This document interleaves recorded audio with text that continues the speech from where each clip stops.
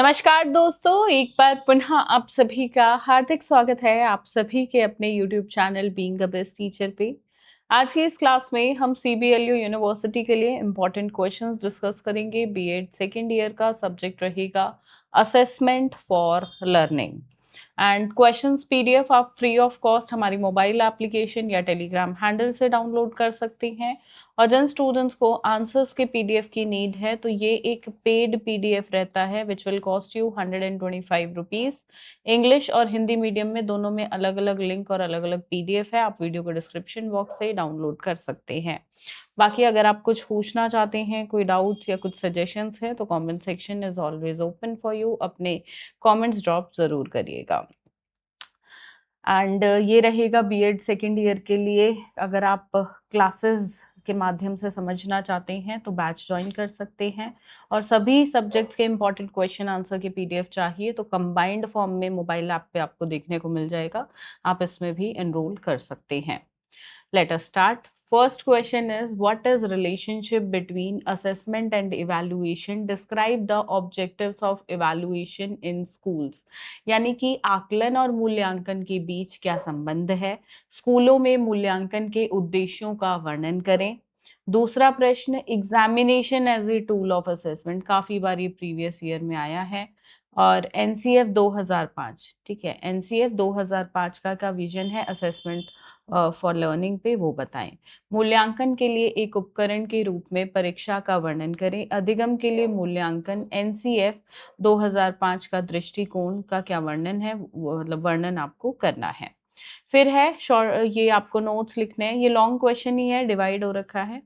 फिर है ये फॉर्मेटिव एंड समेटिव इवैल्यूएशन और question are as a tool of evaluation, मतलब 16 मार्क्स का question divided into 8 and 8 marks, ठीक है। रचनात्मक और योगात्मक मूल्यांकन, प्रश्नावली मूल्यांकन के एक उपकरण के रूप में। चौथे प्रश्न पे बढ़ेंगे, question 4, what is the meaning of self assessment and feedback? Discuss the importance of feedback to stakeholders in improving the teaching learning process. स्वयं आकलन और पृष्ठ पोषण का क्या अर्थ है? शिक्षण अधिगम प्रक्रिया को बेहतर बनाने में हितधारकों को पृष्ठ पोषण यानी कि प्रतिपुष्टि के महत्व पर चर्चा करें। सेल्फ असेसमेंट पे मैं ये नहीं बोलूंगी कि हर बार क्वेश्चन आता है, बट काफी बार प्रीवियस ईयर में आया हुआ है। फीडबैक ज्यादा इंपॉर्टेंट रहेगा, ठीक है।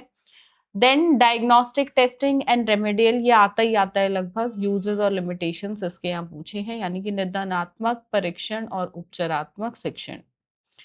नेक्स्ट इज ग्रेडिंग, इस पे भी लगभग हर साल क्वेश्चन आता है। इसको डिफाइन करो, क्लासिफाई करो, इसके यूजेस बताओ। Grading of students performance. Then write short notes on measures of central tendency, यानी कि केंद्रीय प्रवृत्ति के उपाय। Measures of variability and students performance reporting, छात्रों के प्रदर्शन की रिपोर्टिंग। देखो ये जो 3 है, इनमें से कोई 2 पूछे जाएंगे, यानी कि 16 मार्क्स का क्वेश्चन 8 और 8 मार्क्स में डिवाइडेड होगा।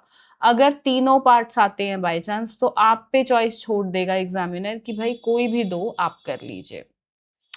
ये क्वेश्चन हर साल आता है। नॉर्मल प्रोबेबिलिटी कर्व, सामान्य संभाव्यता वक्र बहुत इंपॉर्टेंट है, तो बिल्कुल नहीं छोड़ना है। इसका एक डायग्राम भी बनेगा बेल शेप्ड का, तो वो भी आपको बनाना है, ठीक है, ग्राफ।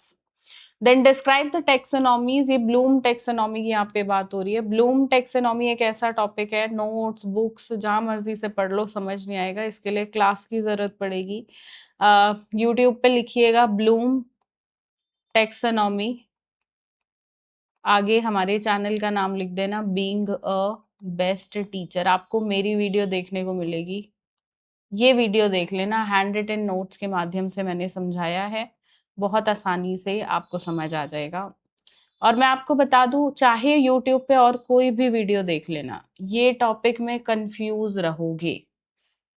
मैंने इतनी वीडियोस देखी यूट्यूब पे कि ये ब्लूम टेक्सोनॉमी को कैसे पढ़ाया हुआ है लोगों ने, बट मतलब जो पढ़ा रही है उनको भी कहीं ना कहीं पूरी क्लैरिटी नहीं थी। मैं ये नहीं बोलूंगी नॉलेज नहीं है, नॉलेज है, पूरी क्लैरिटी नहीं थी। ये टॉपिक कंफ्यूजिंग है थोड़ा, तो मैंने बहुत इजी करके इस टॉपिक को आपको बताया है।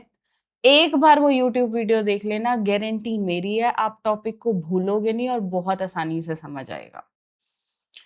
ठीक है, फिर है अगला प्रश्न, पर्पस और objectives assessment for learning, placement and promotion. अधिगम नौकरी दिलाने और पदोन्नति के लिए आकलन के उद्देश्यों एवं लक्षण का जो है उस व्याख्या आपको करनी है। नेक्स्ट क्वेश्चन है ग्रुप डायनामिक्स पे, describe the nature of group dynamic and steps of formation of group. समूह गतिशीलता से आपका क्या अभिप्राय है? समूह गतिशीलता की प्रकृति और निर्माण, समूह निर्माण के गठन के चरणों का वर्णन करें। अब शॉर्ट नोट्स हैं, cumulative record and it's advantage, important है ये, संचयी रिकॉर्ड और इसके लाभ। Portfolio assessment, meaning and scope and uses, ये भी 16 मार्क्स का क्वेश्चन, 8 और 8 मार्क्स में डिवाइडेड है। ठीक है, फिर इवैल्यूएशन पे, ये भी हर साल आता है, क्वांटिटेटिव क्वालिटेटिव इवैल्यूएशन आए, मतलब बेसिकली इवैल्यूएशन पे क्वेश्चन हर साल फिक्स है।